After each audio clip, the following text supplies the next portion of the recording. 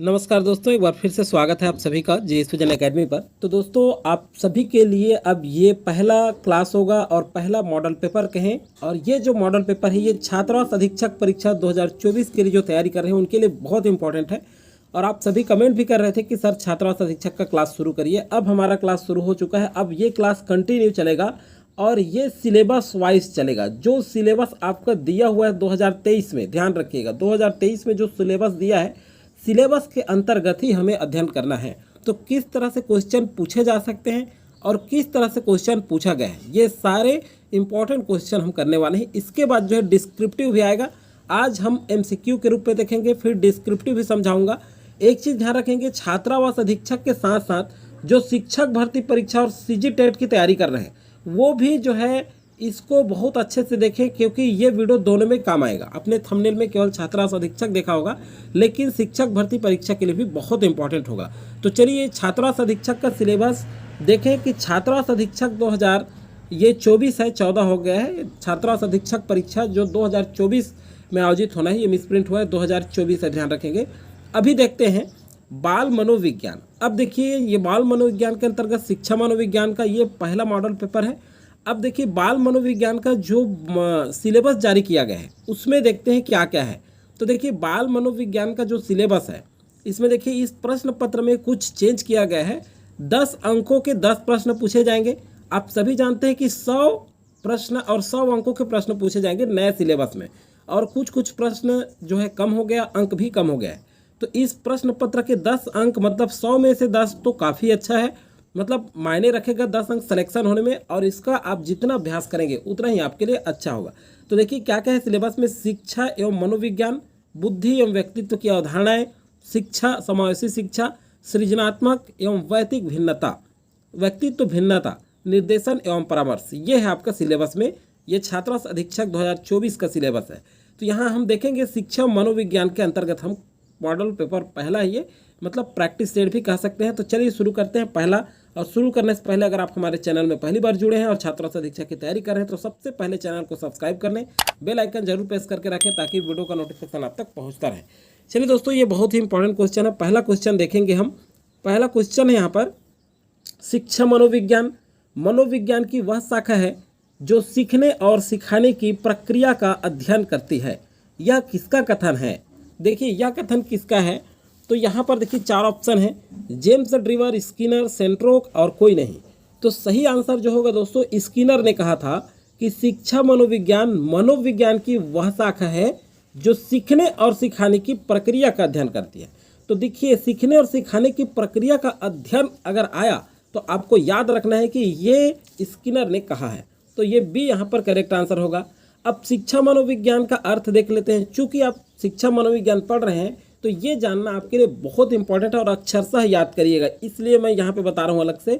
शिक्षा मनोविज्ञान 2 शब्दों से मिलकर के बना है, पहला शिक्षा और दूसरा मनोविज्ञान, जिसका शाब्दिक अर्थ होता है शिक्षा संबंधी मनोविज्ञान। दूसरे शब्दों में हम कह सकते हैं कि शिक्षा की प्रक्रिया में मानव व्यवहार का अध्ययन करने वाला विज्ञान ही है। मतलब शिक्षा की प्रक्रिया में मानव व्यवहार का जो अध्ययन किया जाता है ये कहा जाता है शिक्षा मनोविज्ञान। ऐसे ध्यान रखिएगा, दोनों तरह से क्वेश्चन उठ सकते हैं, क्वेश्चन पूछा जा सकता है। नेक्स्ट क्वेश्चन आपका, शिक्षा मनोविज्ञान का संबंध किससे नहीं है कह रहा है। तो देखिए शिक्षा मनोविज्ञान का संबंध किससे नहीं है, तो यहाँ पर देखते हैं मानव प्रक्रियाओं का अध्ययन, संचार माध्यमों का अध्ययन, मानव व्यवहार का अध्ययन और सीखने के तरीकों का अध्ययन। तो देखिए शिक्षा मनोविज्ञान का संबंध संचार माध्यमों का अध्ययन से नहीं है। संचार माध्यम मतलब आप समझ सकते हैं टेलीग्राम हो सकता है, सोशल मीडिया हो सकता है, ये कम्युनिकेशन उससे नहीं है, बल्कि इसका संबंध जो है मानव प्रक्रियाओं का अध्ययन, मानव व्यवहार का अध्ययन और सीखने के तरीकों का अध्ययन, ये तीनों से है और संचार माध्यमों से नहीं है। आगे देखते हैं मानव विकास है। तो मानव विकास क्या है? कुछ सीमा तक अमापनीय, गुणात्मक, मात्रात्मक। यहाँ दिया है बी और सी दोनों। तो मानव विकास क्या है? देखिए मानव विकास गुणात्मक भी होता है और मात्रात्मक भी होता है। तो डी यहाँ पर करेक्ट आंसर होगा, बी और सी दोनों आएगा। कुछ सीमा तक अमापनीय ये नहीं है। तो मानव विकास गुणात्मक भी होता है और मात्रात्मक भी होता है। इस तरह से उपरोक्त सभी या ए बी दोनों ऐसे वाला आंसर, जब ऐसे वाला क्वेश्चन पूछा जाता है तो इसका आंसर आपको अच्छे से लेना है सोच समझ के। लगभग ऐसे का आंसर दोनों वाला ज़्यादा रहता है, जैसे बी और सी दोनों है, इससे आप कंफ्यूज नहीं होंगे। लगभग होगा ये बोल रहा हूँ मैं, आप वहाँ परीक्षा हाल में डिपेंड करेगा कि किस तरह से आप आंसर लेते हैं, किस तरह से क्वेश्चन पूछा गया है। सभी शिक्षा मनोवैज्ञानिकों ने मनोविज्ञान की प्रकृति को माना है। वैज्ञानिक, शैक्षिक, विधिक, मानविक, ये मानविक है, मानविक हो गया है मिसप्रिंट, मानविक है ये। तो सही आंसर क्या होगा, सभी शिक्षा मनोवैज्ञानिकों की मनोवैज्ञानिकों ने मनोविज्ञान की जो प्रकृति बताया है उसको वैज्ञानिक माना है। क्या माना है, वैज्ञानिक। तो ये यहाँ पर करेक्ट आंसर होगा। नेक्स्ट क्वेश्चन है आपका, कली ने शिक्षा मनोविज्ञान को, देखिए क्या कह रहे हैं, कली ये शिक्षा मनोवैज्ञानिक है और शिक्षा मनोविज्ञान के कितने उद्देश्य बताए हैं, 6, 7, 8 और 9। तो सही आंसर है, कली ने शिक्षा मनोविज्ञान का जो उद्देश्य है वो 9 बताए हैं। और इस उद्देश्य के साथ साथ और इम्पोर्टेंट क्या क्या है इसे देखेंगे, तो ये आपको रटे रुटाए होना चाहिए, इससे भी क्वेश्चन बन सकते हैं। देखिए, पहला है बालक के स्वभाव का ज्ञान प्रदान करना, दूसरा है बालक की वृद्धि और विकास के ज्ञान प्रदान करना, विकास का ज्ञान प्रदान करना। देखिए, बालक के स्वभाव का ज्ञान प्रदान करता है और बुद्धि, बालक की बुद्धि और विकास का ज्ञान प्रदान करता है। बालक को अपने वातावरण से संबंधित स्थापित करने में सहायता देता है, वातावरण से संबंध स्थापित करने में ये। और अगला है सीखने और सिखाने के सिद्धांत और वीडियो से अवगत कराना। अच्छे से याद करिएगा क्योंकि इससे संबंधित क्वेश्चन बनता है। नेक्स्ट है संवेग के नियंत्रण और शैक्षिक महत्व का भी अध्ययन करता है। तो ये क्या है, ये उद्देश्य बताए इन्होंने, 9 उद्देश्य, जिसमें से 5 महत्वपूर्ण उद्देश्य हमने देखा है। और अच्छे से आप नोट डाउन भी करते चलिए क्योंकि ये इंपॉर्टेंट है आपके दोनों एग्जाम के लिए, शिक्षक भर्ती, टेट और छात्रावास अधीक्षक। तो देखिए, स्किनर द्वारा शिक्षा मनोविज्ञान के बताए गए विशिष्ट उद्देश्यों में से कौन सा शामिल नहीं है, ये क्वेश्चन आप ध्यान रखिएगा। हम लोग एग्जाम में हाल में क्या करते हैं, एक्चुअल में शामिल है वाला ऑप्शन को टिक कर लेते हैं, यहाँ नहीं है पूछा है, अच्छे से पढ़िएगा। शिक्षक को अपने और दूसरों के शिक्षण के परिणामों को जानने में मदद करना, बालकों की बुद्धि, ज्ञान और व्यवहार में उन्नति किए जाने के विश्वास को दृढ़ बनाना, बालकों के वांछनीय व्यवहार के अनुरूप सहायता प्रदान करना, शिक्षा के स्वरूप उद्देश्य का विकास। तो सही आंसर क्या आएगा यहाँ पर, यहाँ है दोस्तों, स्किनर द्वारा शिक्षा मनोविज्ञान के बताए गए विशिष्ट उद्देश्यों में कौन सा शामिल नहीं है। तो देखिए, शिक्षक को अपने और दूसरों शिक्षण परिणामों को जानने में मदद करना, ये भी सही है। बालकों की बुद्धि और ज्ञान उन्नति, ये भी सही है। बालकों के वांछनीय व्यवहार के अनुरूप सहायता प्रदान भी करता है, तीनों सही है। तो ये डी शामिल नहीं है, नहीं है वाला पूछ रहे तो डी करेक्ट आंसर होगा, डी शामिल नहीं है, शिक्षा के स्वरूप का उद्देश्य का विकास। अगला है, शिक्षा मनोविज्ञान में किन बातों का अध्ययन किया जाता है। मिसप्रिंट हो जा रहा है, कहीं कहीं आप ध्यान नहीं देंगे, यहाँ मैं हुआ है, ये में है, थोड़ा करेक्शन करके पढ़ेंगे, मैं पढ़ता हूँ उसके हिसाब से मिला के। शिक्षा मनोविज्ञान में किन बातों का अध्ययन किया जाता है, बालक की विशेष योग्यताओं का अध्ययन, बालक की रुचियाँ और अरुचियों का अध्ययन, ए और बी दोनों शिक्षकों के व्यक्तित्व का अध्ययन। तो देखिए, सही आंसर होगा दोस्तों यहाँ पर, शिक्षा मनोविज्ञान में जो है बालक की विशेष योग्यताओं का भी अध्ययन किया जाता है और बालक की रुचियां और अरुचियों का भी अध्ययन किया जाता है।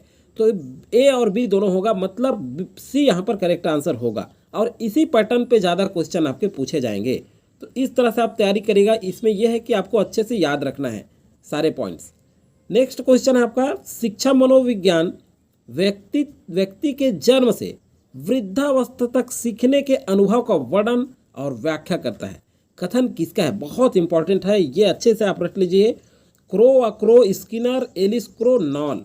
तो ये जो है क्रो और क्रो कहता है शिक्षा मनोविज्ञान व्यक्ति के जन्म से वृद्धावस्था तक सीखने के अनुभव का वर्णन और व्याख्या करता है। तो ये यहाँ पर करेक्ट आंसर हो जाएगा, क्रो और क्रो ने कहा है। नेक्स्ट क्वेश्चन है आपका, शिक्षा मनोविज्ञान अधिक बल देता है शिक्षा केंद्रित शिक्षा पर, शिक्षक केंद्रित शिक्षा पर, पाठ्यचर्या केंद्रित शिक्षा पर, छात्र केंद्रित शिक्षा पर, विद्यालय केंद्रित शिक्षा पर। तो शिक्षा मनोविज्ञान अधिक बल किस पर देता है, तो ये छात्र केंद्रित शिक्षा पर बल देता है, ध्यान रखेंगे। ये इस तरह से क्वेश्चन तो पूछा ही जाता है और बहुत ही हाईलाइटेड क्वेश्चन है। नेक्स्ट क्वेश्चन है, निम्न में से किन मुख्य कारकों के ओतप्रोत शिक्षा मनोविज्ञान के विषय घूमते रहती है। तो देखिए, शिक्षक एवं अधिगम प्रक्रिया, शिक्षार्थी एवं अधिगम अनुभव, अधिगम परिस्थितियाँ, उपरोक्त सभी। तो सही आंसर है दोस्तों कि मुख्य, देखिए ऐसा मुख्य कारक है कौन सा है जिसके ओतप्रोत शिक्षा मनोविज्ञान के विषय घूमती रहती है। तो ये शिक्षा कम अधिगम प्रक्रिया, ये भी सही है। शिक्षार्थियों में अधिगम प्रक्रिया और अधिगम परिस्थितियाँ, ये तीनों परिस्थितियाँ होती हैं जब शिक्षा मनोविज्ञान के विषय हम बात करते हैं, तो तीनों परिस्थितियाँ होती हैं। तो डी यहाँ पर करेक्ट आंसर होगा। मैं बोला था आपको लगभग उपरोक्त सभी वाला आंसर ही ऐसे क्वेश्चन में लिया जाता है, पढ़ लेंगे क्वेश्चन। नेक्स्ट है आपका बाल्यावस्था की अवधि में विकास। देखिए, बच्चों के विकास में बहुत से सांस्कृतिक विविधताएं होती है, केवल परिमाणात्मक परिवर्तन होते हैं, बहुस्तरीय और मिश्रित होता है, अनियमित और असंबद्ध होता है। सही आंसर है बाल्यावस्था की अवधि में बहुस्तरीय और मिश्रित होता है। एकदम स्पष्ट दिख रहा है आंसर, ऐसे टाइप का आंसर आप लेंगे जो लगभग मैच करता हो। नेक्स्ट क्वेश्चन है आपका 12 और 12वां में पूछा गया है, एक प्राथमिक कक्ष में एक शिक्षक को क्या करना चाहिए? उदाहरण एवं गैर उदाहरण दोनों से समझाना चाहिए, केवल उदाहरण से, केवल गैर उदाहरण से, और उदाहरण गैर उदाहरण दोनों से नहीं समझाना चाहिए। तो देखिए, प्राथमिक कक्ष में एक शिक्षक को उदाहरण भी देना चाहिए और गैर उदाहरण दोनों से बच्चों को समझाना चाहिए, ताकि उनको अच्छे से समझ में आ जाए। उदाहरण तो आपको देना ही है और गैर उदाहरण से भी हमको समझाना है। तो ए करेक्ट आंसर होगा। इस तरह से आंसर लिया जाएगा, इस तरह से आपको आंसर टिक करना है अच्छे से पढ़ के।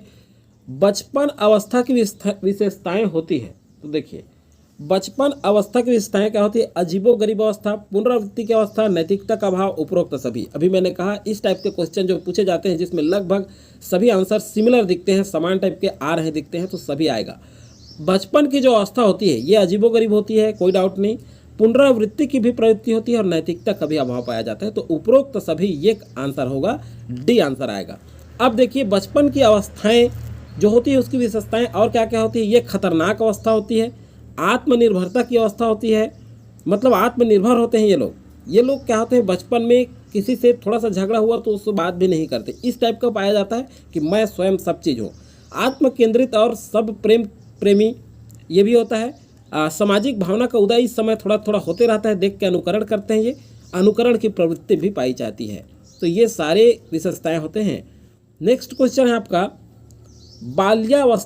शैशवावस्था शिशु के खाली स्थान कहलाती है। तो शैशवावस्था जो होती है ये समायोजन की अवस्था, उन्नति की अवस्था, निकट अवस्था कोई नहीं। तो सही आंसर है शैशवावस्था शिशु के समायोजन की अवस्था होती है। और ये लास्ट क्वेश्चन था दोस्तों। अधिक से अधिक लोगों को शेयर जरूर कर दीजिएगा ताकि ये वीडियो उन तक भी चला जाए और वो भी ऐसे क्वेश्चन का अभ्यास करें ताकि उनके एग्जाम में भी उनको हेल्प मिले।